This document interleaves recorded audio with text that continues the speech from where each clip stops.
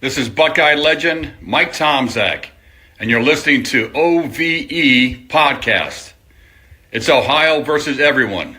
Subscribe, like, listen, and follow, and don't forget your comments. Here's the show, and remember to always wash your BALLS. There we go. Mike Tomczak. It's the OVE Podcast. We are back a Wrestling Wednesday. Remember, if you're hurt at work or in an accident, let this guy, if you're watching on YouTube, Robert Schuerger, go to War For You at warforyou.com. I'm the Torg, here every mornings on QFM 96 as the road to WrestleMania has begun, BJ. I'm looking forward to it, man.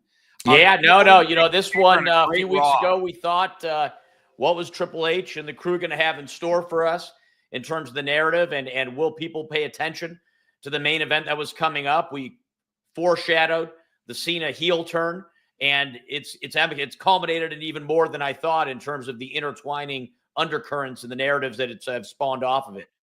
Yeah, WWE.com though did list the top. What was it? The top 100 or the top 30 heel turns of all time. Now listen, there is been some good heel turns. The list is a little bit ridiculous from the standpoint of Shane McMahon turning on The Miz is not 13. Yeah.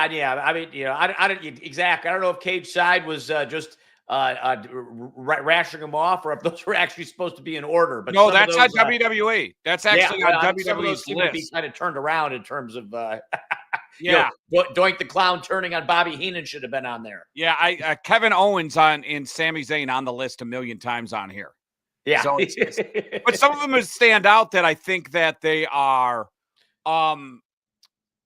Not giving its just Hogan and the Giant wasn't even on there. Yeah, Hogan and the Giant, which I think is ridiculous. Oh, I mean, that's definitely top 5. Oh, 100% sure. I mean, that changed that changed the trajectory of wrestling. That one alone. Yeah, some of them have, you know, Ric Flair turning on Sting, And if you recall the buildup for that one, Sting was actually in the Four Horsemen for a short period of time. And Flair won it much like the what was the group with Triple H and Rick? Was that Legacy? That was Legacy, correct? Oh yeah. That's well before. So this is back. No, that was Legacy. But it was Flair, Triple H, Batista, and Randy Orton. And Batista won the Royal Rumble and still wanted his shot at Triple H. The Ric Flair Sting thing, much like that, where Sting earned a shot. Flair said, "We're the Horsemen. We don't fight. The title stays here." And then in a tag match, they've actually turned on Sting a few times. If you recall, they did another angle where Arn Anderson was turning on Flair, teamed up with Sting, and then during the middle of the match, Sting and Ric Flair beat the crap out of, Ric Flair and Arn Anderson beat the crap out of Sting. I mean, I think Ric Flair's turned on Sting a couple times. Yeah. Oh, yeah. Yeah, those roots go all the way back to the NWA days when Sting came out with the powder blue turquoise tights and the blonde hair, buzz cut. Yeah, Hogan turning on Savage, Savage turning on Hogan, they have 15. I think that's a top 10er. Yeah. Because you have to look at the event of the time. Saturday night's main event, wrestling was at its peak in popularity across the country. Hulk Hogan was the biggest star. Macho Man becoming the second biggest good guy. He needed help. Miss Elizabeth goes to the back, gets Hogan. They become the mega powers.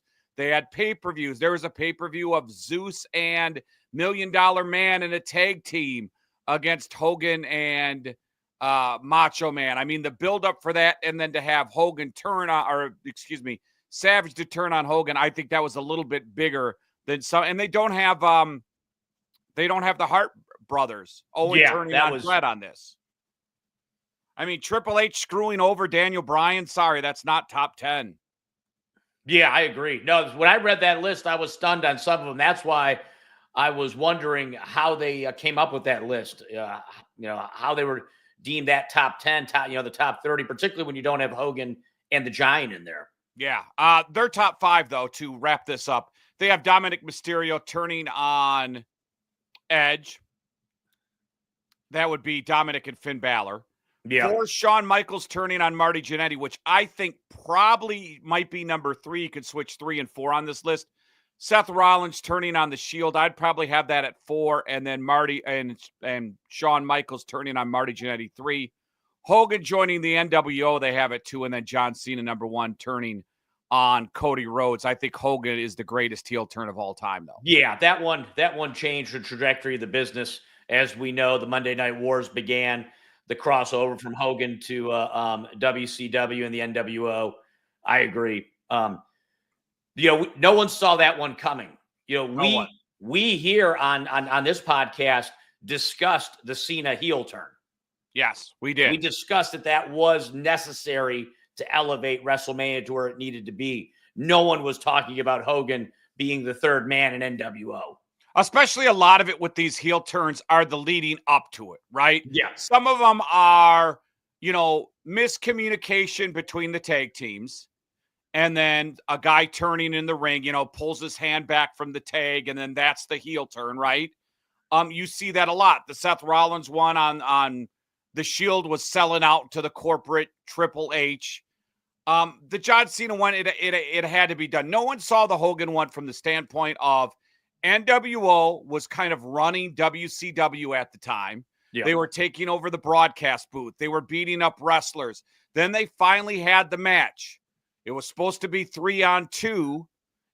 Luger, Sting, Macho Man with the Outsiders. The third person didn't show. The Outsiders cheat. Everybody's knocked out. Here comes Hogan to save the day. Then he drops the leg on the Macho Man. Oh, yeah. No one saw it coming, and the buildup was even better. Yep. Yeah, that was a lot of times you could see it. You could see it a lot of times. Well, they did a good job of keeping it under wraps. There wasn't even any leaks out that was even a potential. Yeah, that is it. And you're right. It changed the industry. And if it wasn't for Eric Bischoff and Vince Russo's own stupidity, adding every member of the roster in the NWO, they really could have done something with it. if they kept it small, kept it dominant, all right, let the giant join, keep it maybe at 5 or 6 guys, but then you had, entire shows with NWO. NWO Japan, where you let Japanese wrestlers in it. At one, Scott Norton's in it. Buff Bagwell's in it. They just went over the top and destroyed. Eric Bischoff and Vince Russo destroyed the best thing that they created in wrestling. Yeah, I mean, that's an example of them trying to extend the narrative and get as much mileage out of a concept as possible, not realizing that they were bastardizing at the same point. The thing that kept NWO unique was its tight-knit nature, its gang mentality, its gang within a bigger organization taking over. You are listening to the OVE podcast. If you're on YouTube, remember, Super Chat is open. You can chime in what you think. By the way, it was Evolution. Was the that's right, not Legacy. Not Legacy. So Evolution was the one with Triple H. That's what I was thinking of, where they had a similar situation where Batista won the Royal Rumble, Triple H didn't, and that was actually the end of Evolution, and then kind of the start of the Batista push when he beat Triple H in WrestleMania, and that was the end of Evolution. You had Triple H and Ric Flair kind of associated loosely a little bit after that, but that was one of the great.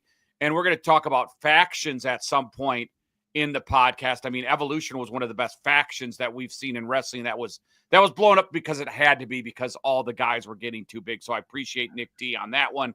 So remember, Super Chat's open. Subscribe, like, follow, and share. If you're watching on YouTube, that little thumb up button, hit it, and give us in the comments who you think the best heel turn of all time is. We just read you WWE's list. They got John Cena number 1, Hogan 2, Seth Rollins 3, Shawn Michaels 4. What do you think should be in there? They only did a top 30, so chime in some of the best heel turns of all time. I don't even think they have, they actually do have the New Day turning on Big E, which really wasn't a physical altercation, but it is in the list if you're interested in a recent one. So, hey. Yeah. And by the way, on Legacy, I believe is it Mark Jindrak, or who is the guy? I think that was his name. He was a WCW guy. They started running promos for Evolution, and one of the guys was out. I don't even know if it was Randy Orton. And they started running these promos and realized this guy didn't fit, and they had to rearrange Evolution. I just saw something on the WWE network about that they had 4 different guys picked. And I can't rotation. Yeah, do you know what I'm talking about? Mark Jindrak or something like that, a guy who was very athletic in WCW, and he talks about it in the documentary how he was picked and film stuff with the group, promos, and then they realized you weren't in. I think maybe he was in instead of Batista because he was Randy Orton's buddy. I think he was Randy Orton's travel mate, and then it ended up not working out. Yeah, I forget his name. Yeah, I think it's Mark something. He came over from WCW. Hey, Lex Luger gets into the WWE Hall of Fame. Thoughts on that? About time. Yeah, I mean, Luger was one of the during his era. He was one of the top 5 wrestlers, both face and heel. Yeah. The excellence of that. I think Luger should have been in there a lot earlier. I'm surprised it took this long. Here's where Luger's punished. 1, Lex Luger's not the first guy to be a wrestler and cheat on his wife, having an affair with someone else. Lex Luger's not the first guy to pop drugs. Lex Luger's not the first guy to get in trouble and do jail time, right? I think Lex Luger was being punished for the incident with Liz. Obviously, it's embarrassing. Elizabeth was a drug abuser. Lex Luger was a drug abuser, right? He's being punished for that. A lot of people did a lot of drugs in wrestling. A lot of people mixed pills and boozed in wrestling. Unfortunately, it was a tragic situation. Elizabeth was a very tiny woman who could not handle the addiction, and her heart couldn't handle all the pills and alcohol she was popping. I'm not saying it's good. I'm not saying Lex Luger's a great guy. I'm not saying that at all. I'm saying it was an unfortunate incident, and because of that, Lex Luger not only did jail time, but he also paid the price when it comes to getting in the WWE fold, right? So now fast forward 25, 30 years later, now Lex Luger turned around his life. He's in a wheelchair. He's hanging out with DDP. He's going to all the. We saw him up at SummerSlam. Yeah, I mean, Hendricks was the guy, according to Nick D. But I thought I didn't think it was Heidenreich, Nick. Nick thinks it's John Heidenreich. No, that was the Legion of Doom guy. I'm going to find that was that was when they tried to when they tried to do the third guy. Yes. That's who Nick D is thinking of. Look, I mean, Luger, if we just go on in the ring and, if the WWE Hall of Fame didn't weigh that more than what was out of the ring, it'd probably be a lot less people in the Hall of Fame. It's Mark Jindrak, by the way, Jindrak. He was the guy in the documentary he was Randy Orton's travel mate, and then they booted him out for Batista.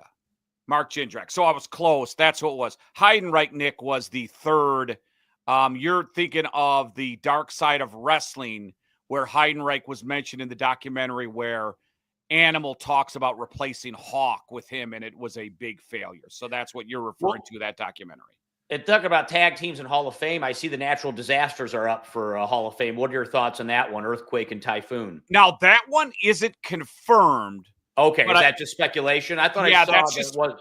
Okay. That's what the only ones in right now is Michelle McCool, Triple H, and Lex Luger. Got it. Okay, so they might be up for it. I mean, look, Natural Disasters, I mean, the run wasn't very long. Individually, obviously, they both had their runs, both as Earthquake and Typhoon, during that time. And that was kind of sort of the tail end of the Saturday morning wrestling shows, is when Earthquake and Typhoon started to really make a hard run. But, we talk about Demolition. We talk about. Well, don't you put the Twin Towers in there too if you're doing tag teams like that? That's what I mean. I'm trying to figure out where the world, where that world title run was outside of just, for the Natural Disasters. Yeah. It's not, they were always kind of an affable heel as a tag team. They were always sort of a good team for the faces to beat, but they never really surmounted to what you would call wrestling greatness together as a tag team. I don't know why you have to have, and this goes for the NFL Hall of Fame and basketball. And, in the NFL, you have to have 7 people in. They have contributors and stuff. And it's ridiculous if there aren't 7 people who get in every year. I mean, you're bringing the bar down just to get people in. So you got a good group. Michelle McCool, to me, Michelle McCool's borderline, but you got to take care of the tape. Yeah, you get Triple H and Lex Luger. You don't need anything more. You don't have to figure out how to, just to get somebody in, to get them in. I agree. Keep it at those 3. I think Demolition should be in at some point, but save Demolition for another time, right? Yeah, exactly. There's no need to you're right, to just fill a number, because then, the program's long and it's kind of, look, those 3 make an impact. I mean, those 3 careers right there are worthy of a Hall of Fame show and would take enough time to talk about the accolades of their careers. I mean, part of the Hall of Fame is talking about enough of the greatness and the great runs that each of these wrestlers had. The thing about Lex Luger is he was really put into a tough situation because when Hulk Hogan left, Lex Luger was the heir apparent. Yeah. He was the guy. Remember, he did the bus tour, the Real American. He just never had the gear. Yeah, he had the body, he had the physique. He just never had the mic skills and the magnetic personality to fill those shoes. I mean, obviously, it'd be very difficult to fill Hogan's shoes on the heels, particularly back then. Yeah, he had all the fundamentals except for that critical piece that we always talk about, charisma. The charisma. He just didn't have it. It just wasn't his strength. It just really, and it put him in a bad spot because Vince went all in with him. He went all in on Lex Luger, the All-American Lex Luger. So it was a rough spot for him. And correct me if I'm wrong, but wasn't Lex Luger the guy who defeated Hulk Hogan for the belt when Hogan lost it in the NWO? Wasn't Luger get him on the torture rack, and it wasn't Sting who beat? Correct me if I'm wrong. I don't know. I remember the match. I'm trying to remember what the because WCW blew the Sting Hogan thing. The build-up to Sting Hogan was completely blown. Sting's in the rafters for over a year, waiting for the build-up, and the payoff was just awful. It was the whole NWO. I don't need to watch another documentary of it because I went to wrestling matches and watched it with my own eyes. From the fans' point of view, and you could tell me about the behind-the-scenes stuff, but having Lex Luger was a good wrestler. Yeah. Never a great technical wrestler. I guess good enough to get by, but you're right, BJ. He had the body, and he always seemed to be booked right in the right feuds, always top of the card no matter what, right? He was started with the started as a good guy, then was the one who replaced Ole in the Four Horsemen. Yep. Right? So he was always in a top storyline, including in WCW. Always a guy who was given top of the card. You know, Hogan loses the belt, the NWO champion, who's the guy who beats him, Lex Luger. He really was put in positions to succeed. It would be interesting if there was another wrestler, BJ, who received the same amount of push, if he could do even better than Lex Luger, because Lex Luger was kind of like a C+ wrestler, C+ on the mic, but given the A opportunities. Well, look, just like the Ultimate Warrior, right? I mean, Luger had the body and the look that Vince McMahon relished in a wrestler. That Mr. Wonderful, Paul Orndorff type, Arnold classic bodybuilding look. That's what, Vince always wanted. Yeah. But he could never figure out how to match there was never anybody with the right mic skills with that physique at that time. Yeah. Luger was the next man up, but he didn't, but he was next man up, but he didn't have the mic skills to get the crowd going. So he had to get into the Horsemen. I mean, he alone wasn't enough. He like you said, he alone was fine to be melded in with other top cards, but he alone wasn't enough to be the highlight or the main event on his own. Yeah, some guys create their career, right? Some guys start and build their way, like The Rock. You start Rocky Maivia and his character, and he changes his character and built. I think, you could say Rocky, his dad was in the business, but I think Rock's self-made. I don't think you look at Rocky. Oh, absolutely. The Rock's father and The Rock, two totally different types of personas. Yeah. Obviously Dwayne Johnson has and that's one of the reasons why wrestling is so unique, right? The skill sets it takes to be on every week, the skills, every time you're in front of that mic, in front of the crowd, you have to be on. You can't miss if you're a grade A superstar. That's why whether it's Hogan, Batista, Cena, Johnson, you name it. That's why, some of them now particularly can move into that whole next level of being in Hollywood. It's almost like being an actor is easier than being on every single week, doing this, doing a routine, filling into a narrative, doing a lot of ad-libbing at the same time that you're putting these promos together. Yeah, that's actually a good conversation of the best self-made WWE or wrestling superstar, because I would probably have to say DDP might be up there. DDP, a jobber, a manager, a jobber, had a horrible look, tatted, not a great body, but then got himself into popularity. Oh, yeah. The Diamond Cutter, right? Boom. Yeah, that self-made guy. Exactly. No, and he did it himself, right? He did it through his charismatic skills on the mic and knowing how to hit certain notes and certain vibes with the crowd, regardless of he didn't have Luger's physique, but he certainly had the mic skills necessary. Like a Mick Foley. Yeah. Mick Foley was a jobber. Mick Foley was a mid-tier guy in WCW. Mick Foley, gets to WWE and self-made. I mean, a guy with a fat body. Yeah, a guy went from Cactus Jack at NWA to all of a sudden being a headliner in WWF. Yeah, amazing top guys. Let's take a quick break. When we come back, remember, chime in. The super chat is open, and you can chime in the comments. What's the best heel turn of all time? WWE.com thinks it's John Cena. We all know it's Hogan, but they got to have their heel turn. And then there's the other heel. There's a heel to face, Virgil DiBiase, right? Oh, we could do best. Yeah, absolutely. That's another day as well. We'll take a quick break. We have SmackDown and Raw to recap one of the best TV cage matches of all time, maybe one of the best cage matches of all time, took place just 2 days ago on Netflix. We'll talk about SmackDown, talk about that amazing cage match between Seth Rollins and CM Punk, and then the aftermath. I think we know the main event of night one in WrestleMania, and that's next. We go to war for you.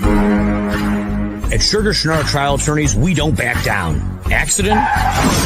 Call us today at 877-WAR-FOR-YOU or visit warforyou.com for a free consultation. Know your rights because results matter. That's 877-WAR-FOR-YOU. 877-WAR-FOR-YOU or visit warforyou.com. War for you, warforyou.com. Denrob Management has over 40 years experience in all aspects of payroll, processing checks, tax filing, W-2 and 1099 preparation. First-time customers get 50% off their first 3 months processing fees. Give them a call now, 614-297-1158 or denrobmanagement.com. OVE podcast doing a little wrestling today on a Wednesday. I'm the Torg. Hear me mornings, QFM 96. BJ Sugar going to War for You. Warforyou.com is the website. Hurt at work or in an accident, let him do it to them instead of them doing it to you.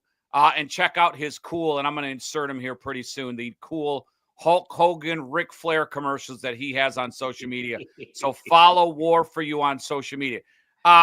Missed opportunity, BJ, on SmackDown. You had McIntyre attacking Priest to start the show. Yep. They are going to have a Priest-McIntyre WrestleMania event, which I don't mind. I think it's a good filler. You know, they can build it up. You know, you got 40 days, about a little over a month to build up the McIntyre-Priest thing. Heck, and the thing about it, McIntyre is still entertaining for the crowd, even as his downwards. I mean, he's still, you know, and part of it's because of his physique. I mean, he's still a beast. Yeah, I think it works. I think you need a spot for both these two guys. One thing I wonder, though, is who needs this more? When this feud ends and it may continue after it, who needs this more? Priest, I think. I mean, look, I think McIntyre, because of his mic skills and his ability, and his acting skills, I think he could fit in a number of different narratives. Priest, I think his stock is continuing to go down.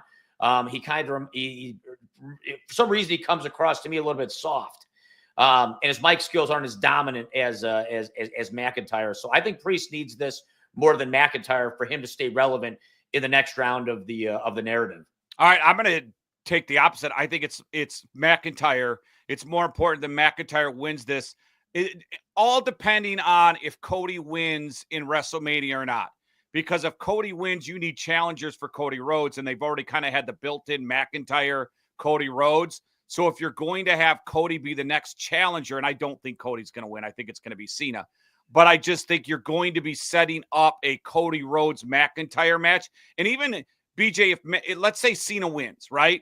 And there isn't an automatic rematch or Cody goes away, Cody's going to need a next opponent. And I think they're setting up McIntyre. And to keep Cody strong, you need to keep McIntyre strong. So that's why I think McIntyre needs it more, because if McIntyre loses the Priest after him getting eliminated early in the Elimination Chamber, him losing to Jey Uso, he's on a huge losing streak. To me, like you mentioned, Damian Priest is kind of on a downward spiral when he's a good guy. I think when you're a good guy in the WWE, you don't necessarily have to win all the time. I think just bad guys, I think if you're going to elevate the good guys, you need to win. So I'm going to say McIntyre needs it a little bit more. But on the Damian Priest thing, he wins the Money in the Bank. The Damian Priest push kind of fell flat, don't you think? Yeah, I think it did fall flat. And I don't know if that was because of the booking or because of the whole Judgment Day piece that was going on and what they were. But it all got mushed together, and he never really had the spotlight shown on him to make a run. And maybe the storytelling wasn't right at the time. It's kind of like we talked about with Bronson Reed. Triple H is going to give everybody a chance if he thinks it's their moment. And what you do with that moment is what's going to predicate how you get elevated. Damian Priest, I thought the way he did it, I love the fact that when he cashed the Money in the Bank in, and the way he won the title and how he did it, I thought was great. But that was kind of like the peak of the run. After that, the excitement for it went down. And I think part of it was, not everybody, it's like we just said, not everybody should be in the Hall of Fame. You've got to have a skill set at the A+ level on all of the aspects in order to get there. And I just don't think he's there right now. Look, Seth freaking Rollins has improved dramatically on the mic from where he began to where he is now. Probably now one of the best in the WWE on the mic. Damian Priest, does he have the ability to do that? Yeah, but he's got to work at it. Yeah, absolutely. But feuds like this will help him. Feuds like this where you get into Drew, who's a good talker. Yeah, exactly. He can give you just some good back and forth. Yeah, absolutely. It'll be good because even the Priest Gunther mic skills was not good. They were more jumping each other backstage, and there wasn't really a lot of verbal back and forth. You know what missed opportunity on SmackDown, though? They had Drew McIntyre beat Jimmy Uso. Drew McIntyre came in to beat up Jimmy some more. Damian Priest came in. This is the point, WWE. You're boring the hell out of me with Jey Uso and Gunther. Jey Uso's hanging out with Alpha Academy. You're destroying your main attraction. The most popular guy right now in WWE is Jey Uso, and you are destroying him, having him hang out with 3 clowns who do TikTok dances behind the scenes. You don't have a guy like Jey Uso protecting chumps, and you went from having this match being the co-main event in WrestleMania possibly to no one giving a crap.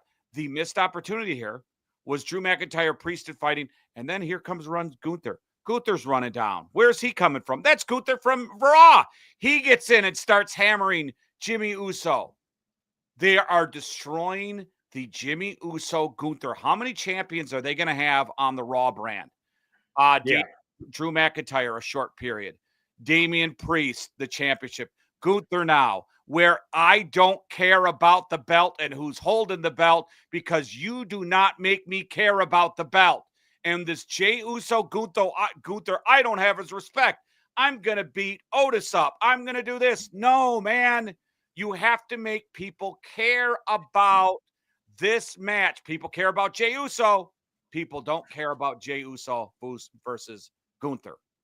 No, and I think part of it is the long shadow that is over WrestleMania. People are talking about whether it be CM Punk, Rollins, and Reigns, whether it be Cena and Rhodes. I mean, those narratives are so overpowering that the Uso Gunther narrative is almost it's an undercard match. Yeah, there's no, it maybe there's only so many bullets in the gun to fire on all these narratives going so strong that I don't know if Gunther and Jey Uso could do anything right now to make people care as much as they do about Punk, Rollins, Reigns, or about Rhodes, Cena, and The Rock. You're 100% there, but you could make me care more if he beats the crap out of Jimmy. You can move the needle a little bit, but at this point, we're not going to have that breakthrough now. I think with those two narratives dominating it, the Uso Gunther, the championship belts become an undercard now. Yeah, right, because time passed. They didn't take advantage of what they had, and they let time pass. You could have had him beat the crap out of Rikishi. You could have done different things. You could have had you almost have to weave them into one of those two narratives to get people even the energy to hype in. And like you said, you've kind of missed the boat now. Yeah. There's no reason why Gunther or Jey Uso would be involved in Reigns, Rollins, Punk, or in Rhodes, Cena, Rock now. Yeah, they had that. I believe there's a Fatu wrestling in NXT training. You could have had something simple where you had, a pre-tape thing where they're working out at the Performance Academy and the Fatu's Zilla Fatu or whatever his name is and Gunther enters and challenges and beats him down, beats him in the weight room. Or even, for example, even Gunther jumping Rhodes with Cena at some point, right? So now there's that heel move, and then you have Jey Uso come in to have something that would have I think elevated like you said, it would have made people care about it. But instead, what's moving the other direction, they're corroborating with the other parts of the talent in WWE and not the main event talent. Therefore, I think that stratosphere is getting longer and longer between people caring. I think you do that after WrestleMania because I don't think Cody needs that. Right? No, but I think Jey Uso and Gunther need it if you cared about putting some gasoline in that narrative. I think the ship has sailed on that one though, right? Yeah, that's a month ago that would have been great, particularly as you gear up for a Cena heel turn, right? And you somehow weave Gunther in with that, so there's some type of hook in with that. But not now. Now you're right. The ship has sailed. I don't even know how creative could get them in at this moment. It's too late. Uso and them, like you said, Uso's already gone off with the Alpha Academy. Gunther's on his own, talking about being the best technician, and we're just relegated to one of the nights, the championship match, and this one is just going to be an undercard for this WrestleMania. There's a give Jey Uso the belt, have someone take it from him right away. Maybe you have a rematch, whatever it is. Give Jey Uso the belt, then move from there, and then put it on Roman Reigns or someone else. Well, it's something I heard that Paul Heyman is working with Braun Breaker. In terms of really beginning to elevate. As we talked about, Breaker needs something to get him to that next level. He's got the talent. His mic skills are improving. The fans are into him. But Paul Heyman, I think Paul Heyman being involved with him and helping coach him and somehow being in the background is the next talent after Punk and Reigns are kind of, Punk's obviously still full-time, Reigns part-time, but I think they want to get Heyman back. And Heyman's the kind of guy that I think could give a Braun Breaker. And that's how I think you bring Breaker back in with the whole Gunther, Jey Uso piece as well. Oh, I think Heyman's going to join with CM Punk. That's how you keep him in the fold. Let's talk about that CM Punk Rollins. Am I wrong here? And remember, hit like if you're watching on YouTube, hit that little thumbs up button and comment talking about earlier in the show, the best heel turns of all time. Is it me, or was that cage match between Rollins and Punk one of the best matches I've seen in a long time in WWE? Oh, it was great. It was great. Both of them gave. You could tell. The gas was out of the tank for both of them. They put everything they had out there. Even when Punk got to the top of the cage, and obviously could have ended it right there, but again, his ego sucked him back in. Rollins was able to suck him back into it, and just the way it ended, I agree. I would have liked some blood with the steel cage match, but outside of that, you've got some great ones, obviously, as we talked about with not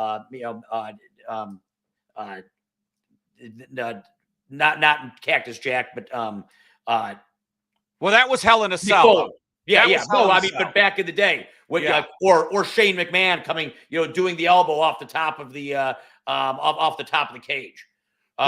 You talk about cage matches where where there's some wild athleticism that took place, but this one was fundamentally two guys you could tell didn't like each other, going at it, and taking all the risks to put more pain on someone when they could have just finished it off.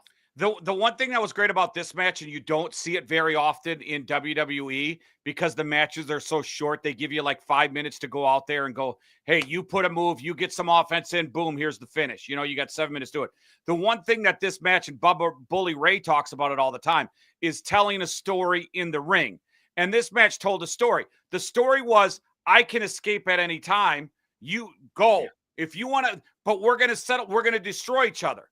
We're going to do a 1, 2, 3 in the ring. CM Punk showing Seth Rollins. You want out? No, you don't want out. Yeah, because Punk could have easily, when he got to the top, he could have just finished it. They both could have went out several times. That was the story they were saying. The story they were saying, because Seth Rollins did it to Punk. You want out? No. I'm not leaving. That's right, because he even opened the door. Yeah. So that's what was great, is the storytelling in this match was, all right, I could get a W, but I'm not. I'm going to kick your ass in the ring, and we're going to see who gets the 3 count. That's why the added thing with the and if you missed it, Roman Reigns, Seth Rollins was in the corner. If you missed it, the door was open. He could have escaped. Roman Reigns pulls him out. Seth Rollins wins. They fight. That's another added thing now. All right, you got your revenge on me, Roman Reigns. You speared me, but you took away that moment for me. I had CM Punk beat. I had him destroyed, and you took that away from me. That's the storytelling they're trying to tell, right? Then Roman Reigns is walking away, sees the wise man talking to CM Punk in the ring, telling the story. That's my wise man. I'm going to go back in and beat the crap out of CM Punk. I think it's two things. One, a great match, and then two, fantastic storytelling. That's why this match is going to be the main event of night one of WrestleMania. Well, no, and that's what we kept asking ourselves on this show. What's the next shoe to drop with Heyman and CM Punk, right? What's the favor? What's coming down? And I was so happy to see on Monday Night Raw where it's now coming full circle. And we're beginning to see it in a way I never thought we would. And maybe the favor is you're with me again, Paul. Yeah. Oh, no, absolutely. The original. Yeah, absolutely. I just thought it was well done. A well done main event. It seems like and maybe it wasn't the intention of WWE to put Jey Uso and Gunther in the main event. Maybe this was the plan all along to have Roman Reigns, Punk, and Rollins in a main event. It's main event worthy. Well, it's a main event worthy match. And WWE knows Jey Uso doesn't have to be in a main event to be over, as we saw on Monday Night Raw. Regardless of where he's at on the card right now, he's getting the pop. Yeah. So the narrative doesn't have to be as strong for Jey Uso in order to get that pop right now. Well, the narrative was always, though, if you win Royal Rumble, you main event WrestleMania. Yeah. That's the problem WWE's having, because they not only attach the World Championship match at WrestleMania, but they point to the WrestleMania and it's main eventing WrestleMania. That's the problem they're into, BJ, is you can't tell me in Royal Rumble the winner main events WrestleMania and then the winner doesn't main event WrestleMania. See, well, it could be the main event, but in name only, not in the energy of the following of the match. I don't think they're going to have a main event at all. I think it's done. I think they did another swerve for you. I think for the fans. I think they swerved the fans again, where they tell you one thing and then do something else. I don't know. And we talked about this. If Cena didn't win Royal Rumble, the only way that people were going to pay attention to that is if Cena was in the main event. So you're right. They did the swerve. They did the swerve. Jey Uso wins the Royal Rumble. Cena's still going to be in the main event here with Cody Rhodes on night 2 as the main event of the whole thing. We know that the narrative's strong with Reigns, Punk, and Rollins. So you're right. Uso and Gunther are going to be there. It's not going to be a main event.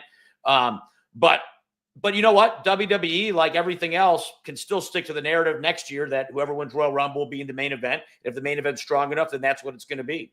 Yeah. By the way, Nick D says Gunther versus Jey doesn't do anything for him either. Nick D chimes in. Cena should have won the Rumble, chose Cody. Gunther defends the title in the Elimination Chamber. Seth wins by screwing Punk again. And you get Punk, Roman, and Seth for the title. Yeah. Good point. Totally could have done that. Well, and I think part of it is they knew, or maybe at the last second because of the Rock schedule, they were trying to figure out how to bring the final boss into this mix, knowing the kind of pop and the kind of eyeballs that are going to come on this PLE with it. Yeah, and maybe they don't want to overshadow that because that's going to be the number one. But I do agree, though, with Nick. I think putting the title on the line for that match takes it to the next level. No, you really don't need a title because I think these three guys have so much history with each other and so much hatred. I think you're going to see a little buildup of hatred between Punk and Roman Reigns a little bit more, right? Now that the wise man, he jumped him. Now Punk's going to come out Monday and go, Roman, I didn't have a big issue with you, but now I have. And I think you're going to have that because Rollins already has the heat with both sides, right? Yep. I think you need the heat a little bit more with Punk and Roman Reigns to build that part up to where these three guys, because going into this, BJ. Well, remember, they had a little bit of chip on the shoulder with Hell in the Cell, right? I mean, when Punk was the one drafted by Heyman to come on Reigns. A little bit. When Reigns put his arm out and didn't let Punk go and told to go out, and you but not to hate someone like you need for this match. No. Well, and now we have that, right? Yeah. After Monday Night Raw, after what Reigns put down on Punk, we have that. Yes. And I hope it continues. I hope they continue the build. I think they will. That. Absolutely. No, I think Triple H and the crew know they've got something. They're going to sink their teeth into it. This was done because it was Madison Square Garden. They treated it almost like a mini PLE because of the crowd that was there and it being in New York City. So I think you're right. I think we're going to keep seeing this build going. I actually start Raw with Punk coming out and addressing it. I do it just like 2 weeks ago. Punk comes out and he starts Raw with the all right, Roman Reigns, I want a piece of you, and drops the pipe bomb. And then you don't even need either one of the guys to talk on the mic. You'll get destroyed against CM Punk. Exactly. But I love the way it's heading, and they're doing it. The one thing they're doing, BJ, is they're doing the main events of WrestleMania the right way. Because now, everybody's comment. And by the way, someone says Vince Russo had zero to do with the NWA. Yes, he did at the end. Vince Russo was actually running WCW at the end run there. Not did he say NWA or NWO? Oh, NWO. Okay. At the end of WCW, Vince Russo was actually in charge. Well, that was that whole falling out with Russo and Bischoff. Yeah, we're not talking about creating the NWO. We're talking about why they screwed up the NWO. The red and black, that was Vince Russo. That was his era. Vince Russo and they totally screwed that up. Anyway, I just wanted to chime in to someone who commented because at the end, Vince Russo was running the show. He was gone. Kevin Sullivan was in there. Watch the Monday Night Wars, the long documentary on the WWE Network. They give you a lot of insight of who was running WCW and what they were doing behind the scenes if you're interested in that. The one thing that WWE is doing, though, is they're doing a good job of these main events, man. These two main events. You might not care about Jey Uso and Gunther, and I'm with you. You're going to start caring AJ Styles and Logan Paul. Yep. You're going to start Damian Priest, and they're starting to make you Logan Paul dragged Andrew Schultz out and threw him in the ring and got that, got the crossover again between a known entertainer into the mix. Styles comes out, defends him. I mean, I like that. Styles is a great wrestler. I know you got to run. We're going to wrap this up. But Styles is a great wrestler for Logan Paul. The one thing they're doing with Logan Paul is every match they put him in, whether it's Kevin Owens, Rey Mysterio, Roman Reigns, Seth Rollins, AJ Styles, what they are doing with Logan Paul is they're protecting him. Yeah. They're protecting him, which is a good move by WWE. You might not like Logan Paul or, they got a reality star on TV, but kudos to WWE of getting the right opponents because they're protecting Logan Paul. Yeah. No, Logan Paul really, in my mind, I know we've disagreed on this, but I think he has been nothing but a positive for WWE. I like his character. And he is a natural heel and he plays into it so well.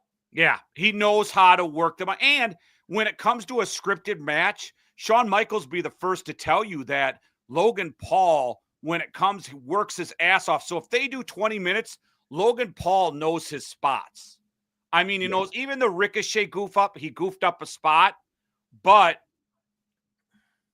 Logan Paul can do a scripted match like that. And maybe, listen, he will never be a Seth Rollins, CM Punk guy that can, work their own match while they're in it, right? He's more of a Randy Macho Man Savage who had everything written out. Macho Man, you do this, I do this, you do that, I do that. More of that type, but I like that AJ Styles and Logan Paul because you can protect that guy in Logan Paul. Yeah, and Logan Paul kind of has some Shane McMahon in him where he's willing to push that extra to do something wild and out of the box that might be physically dangerous, but the crowd just goes crazy for it. Yeah, I don't have any problem with Logan Paul. I just don't want him to be heavyweight champion.